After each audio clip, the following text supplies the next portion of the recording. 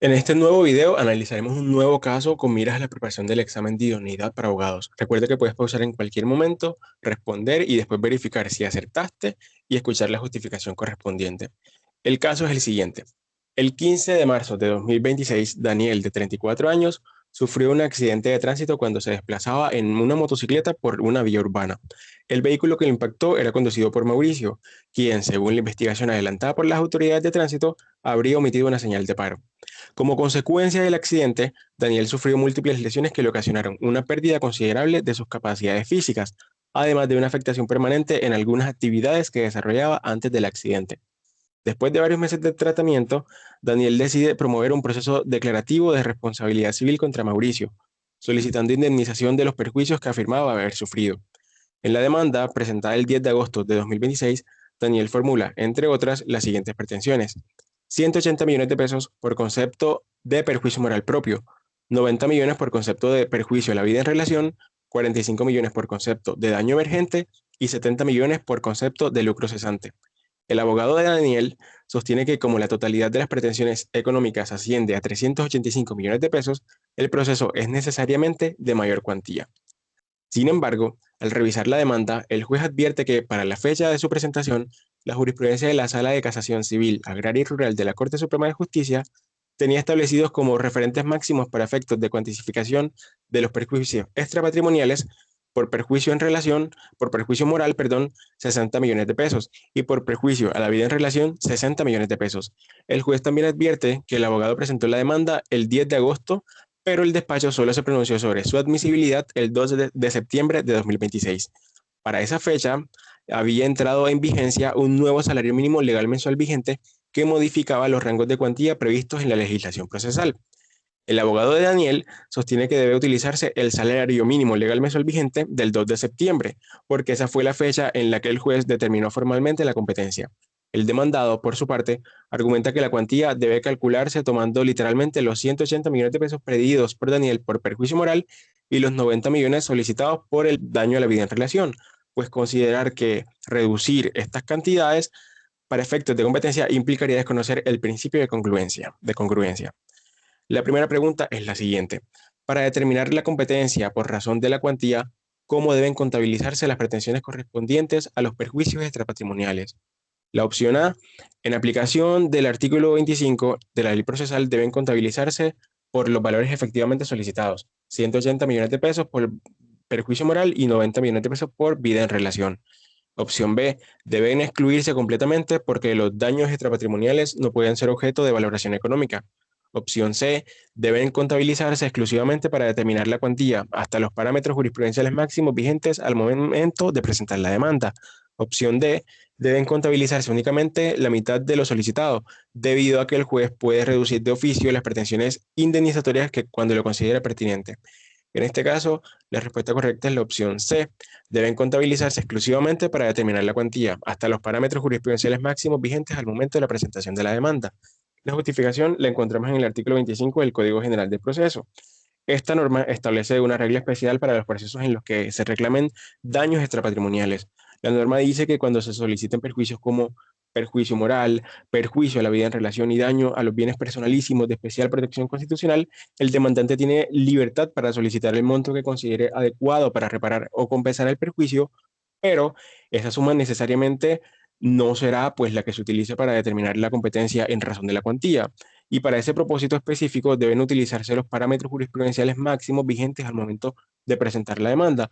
En el caso, vemos que Daniel solicita por perjuicio moral 180 millones de pesos, pero el referente jurisprudencial es de 60 millones. Por ello, pues para efectos de competencia deben tenerse en cuenta ese valor, 60 millones de pesos.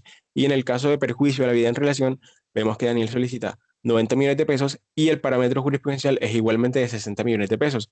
Por lo tanto, para efectos de competencia debe considerarse ese monto.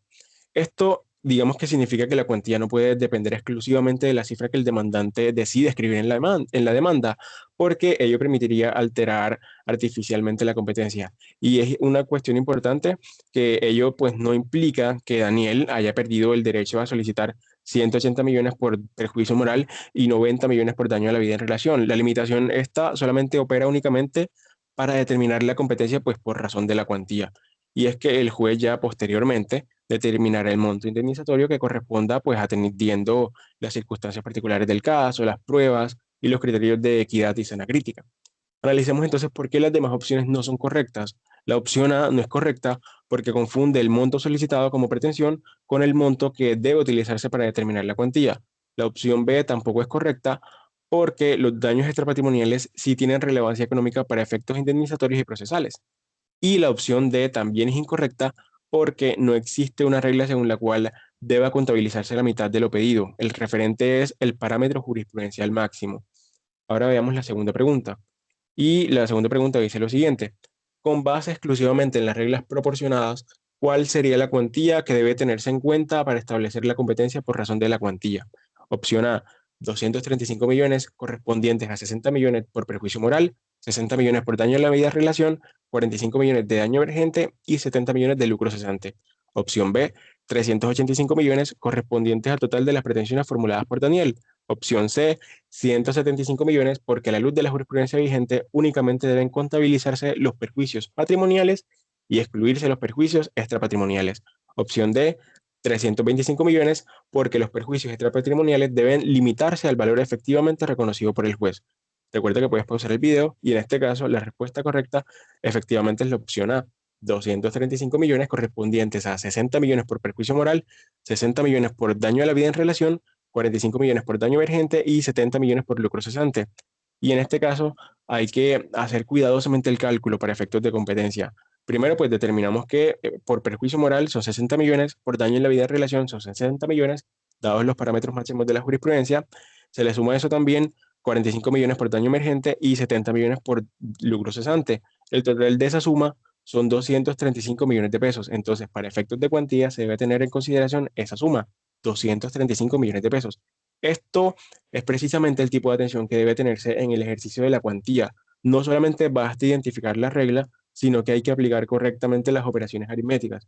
Y veamos por qué las demás opciones no son correctas. La opción B es incorrecta porque digamos que 235 millones de pesos data la suma de las pretensiones tal como fueron formuladas, pero desconoce la regla aplicable a los perjuicios extrapatrimoniales. Y esta regla es los topes máximos establecidos por la jurisprudencia. También la opción C es incorrecta porque los 175 millones que ahí se plasman excluyen indebidamente los daños extrapatrimoniales. Y la opción D también es incorrecta porque confunde la etapa de determinación de la competencia con la posterior determinación judicial del quantum indemnizatorio.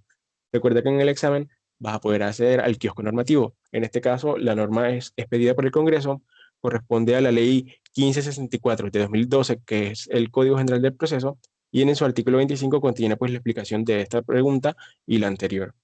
Y la siguiente pregunta y última es la número 3. Dice, respecto del cambio del salario mínimo ocurrido entre la presentación de la demanda y la decisión sobre su admisibilidad, ¿qué criterio debe utilizarse para determinar la cuantía? Opción A, el salario vigente al momento en que se admite la demanda, porque en ese momento el juez determina formalmente su competencia. Opción B, el salario vigente al momento de que se profiere la sentencia, porque la competencia debe mantenerse actualizada durante todo el proceso. Opción C, el salario vigente al momento de la presentación de la demanda, aunque posteriormente cambie antes de su admisión. Opción D, el promedio de los salarios mínimos vigentes entre la presentación y la admisión de la demanda. En este caso, la respuesta correcta es la opción C, el salario vigente al momento de la presentación de la demanda, aunque posteriormente cambie de su admisión, cambie antes de su admisión. Y la justificación también la encontramos en el mismo artículo 25. Esta norma establece una regla que dice lo siguiente: el salario mínimo legal mensual vigente a que se refiere este artículo, cuando se refiere pues a la cuantía, será el vigente al momento de la presentación de la demanda. Por lo tanto, el momento jurídicamente relevante viene siendo el de la presentación de la demanda, no a su admisión. En este caso, vemos que Daniel presenta la demanda el 10 de agosto de 2026 y la admisión de la misma será el 2 de septiembre de 2026. Pero hubo un cambio de salario entre esas dos fechas. Entonces, debe utilizarse en todo caso el salario mínimo vigente al 10 de agosto de 2026. La razón de esto es que así se logra evitar pues, que la competencia sea modificada por el simple transcurso del tiempo entre la presentación del libelo y la decisión que el juez admita respecto de su admisibilidad. ¿Y por qué las demás opciones no son correctas? La opción A no es correcta porque la norma expresa fijamente, pues como momento relevante, la presentación de la demanda. La opción B es incorrecta porque la competencia no se recalcula con base en el salario vigente al momento de la sentencia. Y la opción D es incorrecta porque la legislación no establece un promedio entre los salarios vigentes durante el trámite de admisión. Recuerda que también vas a poder acceder al kiosco normativo e igualmente esta respuesta la encuentras en el artículo 25 de la norma procesal. No siendo más, pues cabe señalar que estos casos son realizados con base en la guía publicada por el Consejo Superior de la Judicatura respecto del examen de idoneidad para abogados. Y si quieres conocer más casos, te invitamos a suscribirte y a seguir nuestro canal, activa la campana de notificaciones y en la lista de reproducción de nuestro canal encontrarás una serie de videos donde pues hemos analizado casos referentes al examen. Así que eso sería todo, nos vemos en un próximo video.